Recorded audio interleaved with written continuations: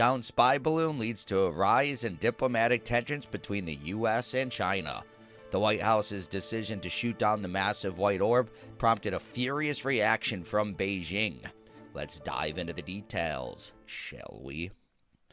The Chinese spy balloon might be down, but the diplomatic temperature continued to rise Sunday as officials in Beijing blasted the U.S.'s decision to shoot it out of the sky. Describing it as a clear overreaction, Tan Kefei, a spokesperson for China's defense ministry, said in a statement Sunday that his country reserved the right to use necessary means to deal with similar situations.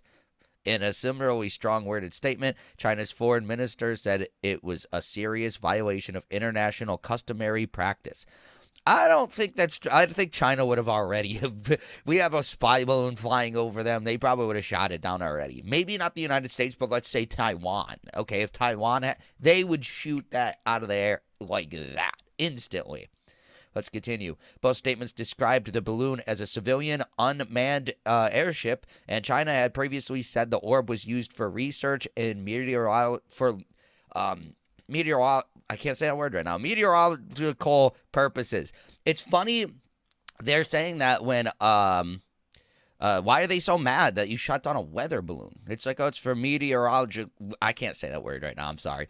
Why, if it's for weather purposes, then why do they care so much? Why, if it even got shot down, it's a civilian. It's not even. I don't really get it. If a civilian was flying a drone in China and it got shot down, I don't think the government would even take note of it. Anyways, let's continue. An American F-22 Raptor shot down what the Defense Department called a high-altitude surveillance balloon with a single missile off South Carolina on Saturday afternoon. The U.S. military will now focus on salvaging parts of the crash from a debris field that spans about 7 nautical miles. First spotted over Montana, which is home to the Maelstrom Air Force Base, the site of one of America's 3 nuclear missile silo fields. The massive white orb, which is about the size of 3 school buses, headed southeastward over Kansas and Missouri at around 60,000 to 65,000 feet. Shortly after the strike, President Joe Biden told reporters that he made the order to shoot it down after he was briefed about it Wednesday, but that the Pentagon decided that the best time to do that was when it got over water. Interesting. While he described the Chinese suggestions of further action as ominous, David Sachs, a research fellow in U.S.-China diplomacy at the Nonpartisan Council of Foreign Relations think tank, said he doubted it had done much to alter relations between the two countries. They will issue a statement with a little bluster in it, but I don't think that China is going to try to respond in any way, he said, adding that escalating the issue would be little benefit to China. Beijing would not have wanted Secretary of State Anthony Blinken to postpone his visit to China, which had been scheduled to start on Monday, Sachs said. Blinken said Friday he told senior Chinese diplomat Wang Yi in a phone call that sending the balloon over the U.S. was an irresponsible act that was detrimental to the substantive discussions that they were prepared to have. His visit to China would have been the first by a U.S. Secretary of State since 2018. Yeah, and then they ruined it. Some on Chinese social media mocked the U.S. decision to shoot down the balloon, and others expressed anger. Some of the more hawkish news outlets criticized the move, and the state-run Global Times newspaper called it an obvious overreaction.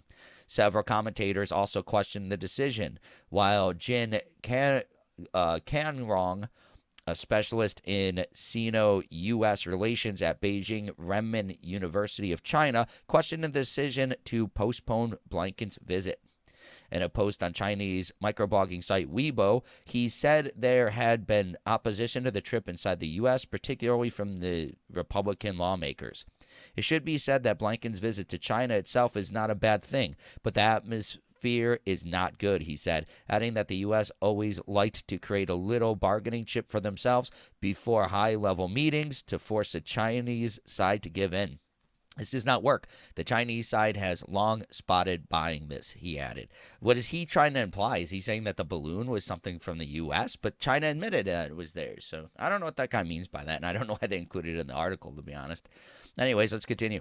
Rescheduling the trip could prove problematic for the Biden administration until China provides a more convincing and fulsome explanation regarding the latest espionage allegations. Craig Singleton, a senior Chinese fellow at the Foundation for Defense and Democracy's Washington, D.C. think tank, said Saturday before the balloon was shot down. Expectations were generally low that Blinken's trip would result in any diplomatic deliverables, and at this point, a meaningful reset between the two superpowers appears all but off the table, he said. Yeah, I don't know. I guess we'll see what happens. I don't understand why China did this. It seems more and more like it probably is like a spy balloon, or is the U.S. just trying to make stuff up for? I don't know what is happening. Like, why was this a thing? It's not like they didn't do any. It's crazy because they were about to go and start getting their relations better, and then they did this. Is it like a trick by China? Did China not actually want Blinken to go? I don't see why that would be the case. I don't see how they benefit. But yeah, I don't get it. It's weird, a very, very, very weirdly timed event. But what do you think? Tell me, what do you think? Do you think it was a spy balloon? Do you think that China did this to sabotage? Let me know all your opinions in the comments below.